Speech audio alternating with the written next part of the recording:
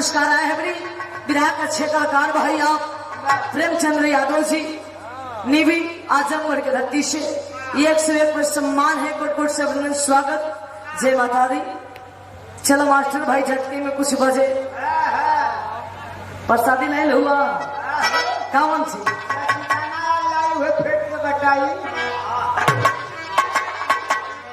चला दे भैया समय विलंब ना हो कुछ बजे।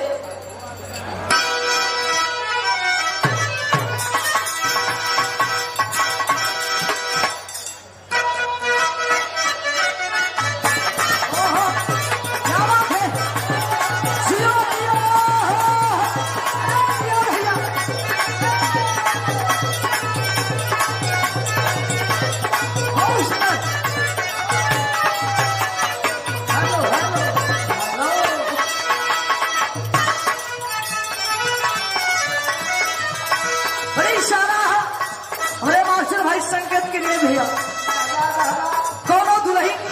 यही गर्मी के महीना में फरमाइश के लिए राजा जी हमारे मन में कुछ सपना है सौधा रउआ का रात दिन विधा में परेशान है। हेलो हेलो देखो न्याय है रे भाई। देखो भैया आज के हीरो हमारे दीवाना भैया यहाँ के नाम पर जो रात अली वाला कर आप लोग सम्मान दीजिए। क्या बात है ना भैया लगातार भैया नहीं खींचा आप लोग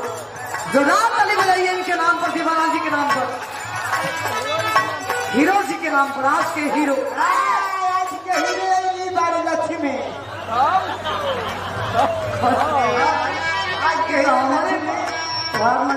कहानी कब तक खत्म तुम्हें फरमाइश के लिए सुनी सुनी ए जी हमारे दिल में कुछ सपना है आप फरमाइश के लिए दुल्हन भैया तंदूरी बनाओ ऑपरेटर भाई भैया तंदूरी में लौटे ना ऊपर गड़ा के हो नीचे। हेलो हेलो सारी दुनिया भैया आगे रहेला तो पिछाड़ी हो। हेलो कैसे फरमाइश के दुल्हन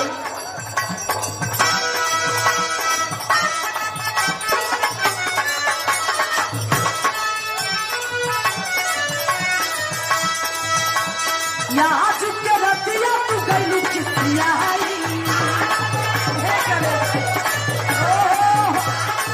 जाने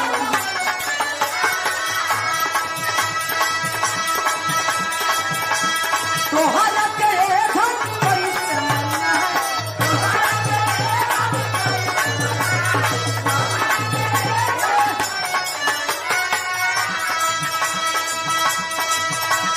यहाँ चुके रतिया तू गैलू किसिया तोहरा के धन पैसा दुल्हन कहे लागे लगो रमिया बेलिया डोलाई देता हो।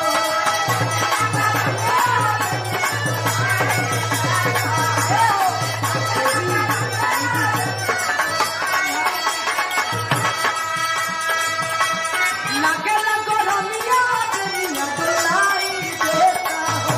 ये राजा हो पिया हो हमारा लात तू लगा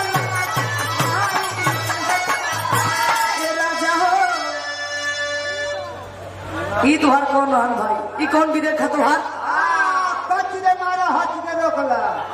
एक पावर ब्रेक का तनी भाव में आवा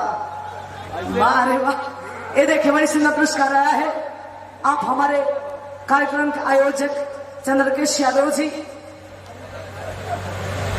विद्युत विभाग से भी हमारे बड़ा सम्मान ले ले प्यार ले ले आप लोग यहाँ कोर्ट से 101 सम्मान है। कोट कोट से अभिनंदन स्वागत। और ये देखें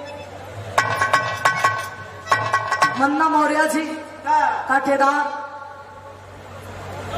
मुस्तफा मुस्तफा मुस्तफा फाट सॉरी मुस्तफा फाद यहाँ को से देखे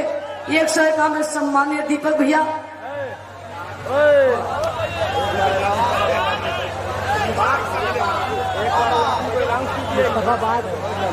भैया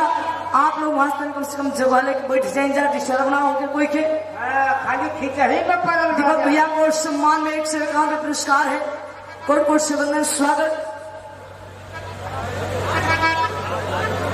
अरे देखे मंजेश यादव जी मन सराय आजमगढ़ के धरती से प्रधान साहब जी की ओर से मुंगल सराय तो भैया मुंगल सराय लिख लो देखो तो भैया मुंगल सराय के धरती से सम्मान में 101 में कोट से वंदन स्वागत। तमाम भैया बाबू लोग को बहुत बहुत नमस्कार प्रणाम हो। भैया बजावाई तू कौन भी लेके चलत हुए घरी ले लो भैया देखो तो भाई लोग का खत्म सब खर मर जे तब ना भाई खत्म भाव में अनाज के भाव कम हो गए घरे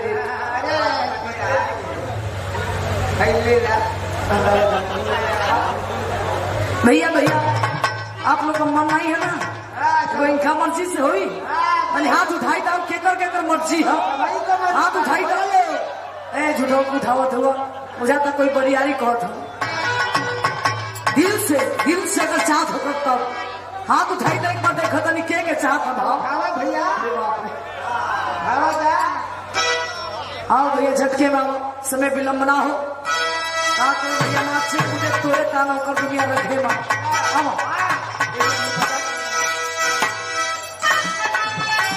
भैया चैनल वाले भाई बड़ा दूर स्टाइल हो तो भैया बढ़िया से लोग खींच लियो उल्टा पुल्टा मत फोटो डाली हम लोग अपना सब्सक्राइबर बढ़ावे खातिर क्या करने के दाम बहुत होगी तो भैया हो कम से कम हमनियों की इज्जतिया बचे हम हमारा का बड़ा डर लगता है भाई का है देखिए खूब हिलाई है लेकिन गिराई है बड़ा खतर तने कौन नहीं बोला अरे मैं कवा हो मैं कौन बात कही तने कौन भाषा चल दी बारात से आओ भैया झटके में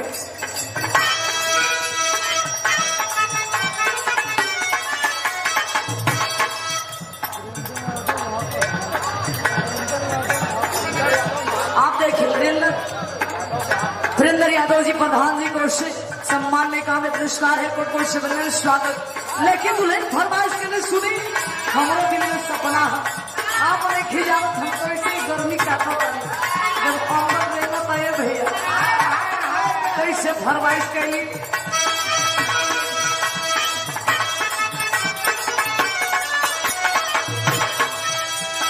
आज के रतिया तू गैलू खिसियाई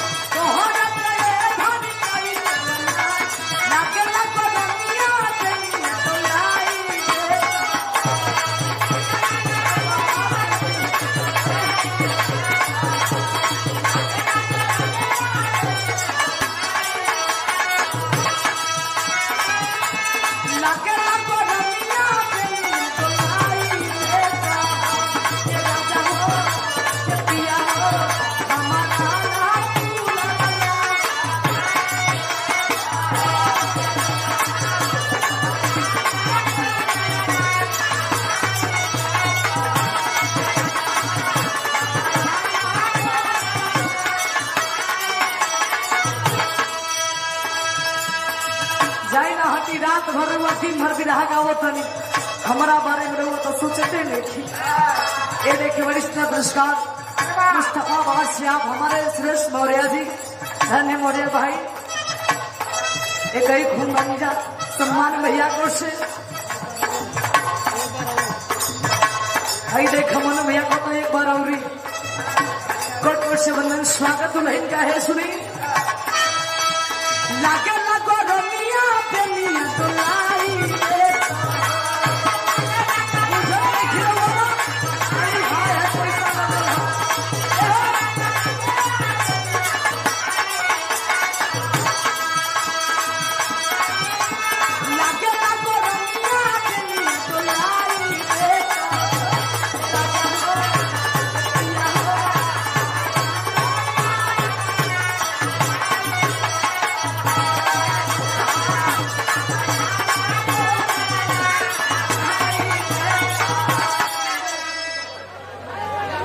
देखिए आप वीरेंद्र यादव जी को से भाई आप हमारे वीरेंद्र भैया प्रधान साहब जी को क्या बात है। सम्मान में दूसरा पुरस्कार है कोट से बंधन स्वागत तमाम भैया बाबू को बहुत बहुत नमस्कार प्रणाम है। लेकिन और ही कह दुल्हन का हेलो जहिया सही हमरा को बता दे खाली कहीं ना तोहरे खातिर सब कुछ करत है तोहरे खातिर सब कुछ हाजिर है ये खुश वाले का कहे दुल्हन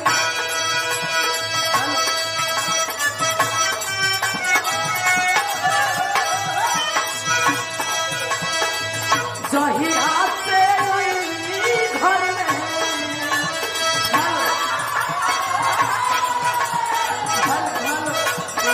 हेलो बोलो हमरा भैया एक बात पर कभी हमारा ध्यान से ताली बजा दी सम्मान में भैया बारह दीवाना भैया तो हम मोड़े ना हजन भैया सच में दीवाना कैसे कहे दुल्हन हेलो हाँ जहिया से घर में गरमी से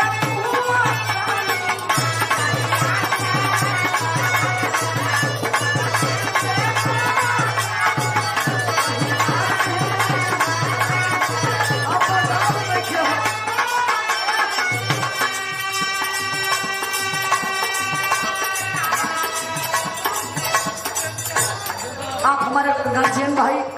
देखे वीरेंद्र प्रधान जी की ओर से अच्छा वीरेंद्र यादव जी महाप्रधान साहब जी यहाँ को से देखे आदर्श छपाई घर शादी कार्यों बिंदी भैया संपर्क में 101 पर सम्मान दिए हैं। आप मुन्ना मौर्य जी कोटेदार आप देखे 101 पे दीपक जी छात्र नेता आशीष जी देखे तीनों भाई मिलकर सम्मान किए हैं आप लोग को स्वागत। लेकिन दुल्हन और घनिका जहिया के घर में गरमी से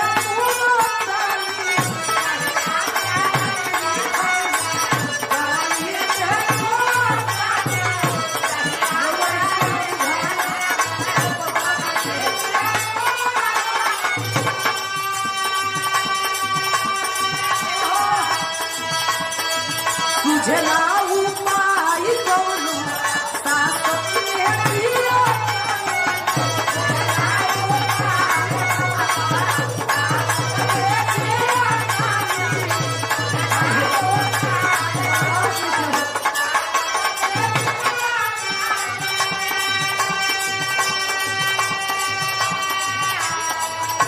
आप हमारे प्रति सम्मान देखे वीरेंद्र यादव जी महाप्रधान साहब जी को से सम्मान में बहुत में पुरस्कार किए हैं कोट को स्वागत। लेकिन कहा है लगे